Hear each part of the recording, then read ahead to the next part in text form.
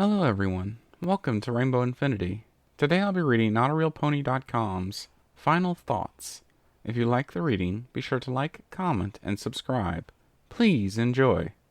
Bright lights, big city, small horses.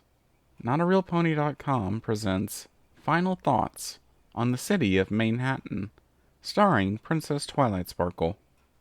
Dear Journal, and or whomever is reading this, I know that Rarity's already written about our journey to Manehatten and how she learned a lesson from it, but I feel it is important that any and all lessons we learn, we, being the other elements of Harmony and Spike, should be put down in this journal. This can help the ponies who will eventually read this learn as much as they can about the importance of friendship and how it shaped our lives and the lives around us. With that, allow me to tell you what I learned on my trip to Manehatten. Let me start by saying that Manehatten is a gorgeous place. Between the gleaming towers that seem to rise into the heavens above as you tour the city, the countless landmarks that make such tours an absolute delight, and the seemingly limitless forms of entertainment scattered throughout the city streets. Have I mentioned how great Henny in the Hills was? I can't decide what I find the most charming about the place. Everything about it screams at you with an excitement and attitude that's simply intoxicating.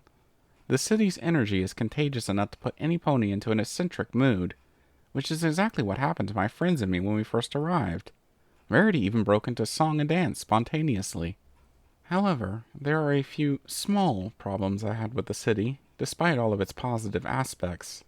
Firstly, it seems that the weather team is not as effective at informing the citizens of Manehatten of the current weather schedule. It was the middle of the day when, out of nowhere, a rainstorm broke out, and only for a few minutes at that. There also seems to be a problem controlling the city's avian population. I watched a bird swoop in and snatch a carrot dog right out of Spike's hand. Admittedly, he was holding the dog comically high above his face, which was basically the same as saying, "Gee, I sure hope nothing happens to this delicious carrot dog before I take a bite." Still, though, it was odd to see such behavior from a bird. A few more pieces of advice, just as a warning. There are some alleyways that are a lot smellier than you'd think. Some of the landmarks aren't meant for those who get a bit dizzy at great heights. If you plan on traveling by cab, don't expect instant service unless you make a friend out of a cab driver. Of course, the city is still completely worthwhile if you can make the trip. These are all minuscule problems I've named, and I'd be ridiculous not to admit that I'm nitpicking when I point them out. They're little things, really. They probably won't even affect you, now that you know about them. Oh, just one more thing. Don't expect any pony to know that you're a princess, even if you're standing right in front of them with your wings and horn in plain sight. Now, this one goes back to what I mentioned above about getting a cab to ride around in. It happened when we all realized that Rarity needed to get to a runway show in 10 minutes. We approached a cab, hoping to get her a ride right then and there. Unfortunately, the cab was already filled. You can imagine how surprised I was to hear its passenger rudely tell us to move to the back of a cab line, one long enough to stretch around the street corner, without even listening to our reasons for wanting to go first. When I did explain what needed to happen, some random colt in the line spoke up, and not only repeated the passenger's rude statement, in a much ruder fashion, I have to add, but implied that I was lying about Rarity needing a cab. Me, a princess of Equestria! Which brings me back to my complaint. I didn't think it was that much of a problem at first. I mean, any pony could have made that mistake. I'm not as tall as Celestia or Luna or Cadence, and I'm still relatively new to the princess game. I've only done one public appearance since my coronation, and regardless of the fact that it was at the opening ceremonies of the Summer Sun celebration, and that I made this huge magic burst in the air in front of the entire city of Canterlot and then some, not every pony saw me or knows about me just yet, so it's understandable that the colt didn't realize who he was speaking to. And that's fine. Totally fine. Well, besides the fact that I'm also the element of magic, those stories must have gotten out, right? 6 mares stop Nightmare Moon from bringing on an endless night? 6 mares stop Discord from destroying Equestria with chaos? 6 mares stop a changeling swarm from taking over the capital city of Equestria? 6 mares save an empire that had been lost for a millennium from an evil ruler obsessed with crystals? The same 6 mares saved the world multiple times, and yet they don't recognize them when they're trying to get their friend a cab ride. One of those must have been on the front page of the newspapers in Manhattan, right?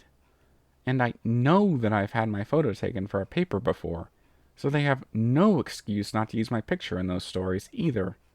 Just because we've given up the actual elements, there's another story, Six Mares Save Ponyville from an Expanding Forest of Evil and Rescue Princesses Celestia and Luna, all in the same day, doesn't mean we're not the same mares that have saved the world before. We still rescued all their lousy, rude-talking flanks, elements or not, and it'd be nice to feel appreciated by some pony other than my mentor, who is Princess Pony Celestia, I might remind you. Now that I think about it, why do we even need a cab service in any city?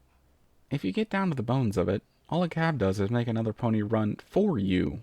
You wouldn't really go any faster, unless of course every single cab driver in the world is a bulked up stallion who ran for the Equestria Games at one point, which I'm certain they are not, speaking from my experience in Manehatten. In fact, pulling the cab and whomever chooses to ride in would make it slower than just running to your destination yourself. We're wasting money on that industry, really. Sure, it provides jobs, but wouldn't it be better to focus our spending on an industry that actually improves the lives of equestrians, instead of forcing them to wait in ridiculously long lines made up of rude little ponies that can't even tell when they're talking to royalty? I've just reread what I've written and noticed that I actually wrote 3 punctuation marks at the end of that last sentence. I didn't mean to, but now that I look at it, it seems to get my point across well enough. Anyway, while Rarity learned that it's wrong to take advantage of other ponies' generosity, I learned that it's wrong to assume that every pony in Equestria knows who its rulers are. Now, if you'll excuse me, I have a business letter to write.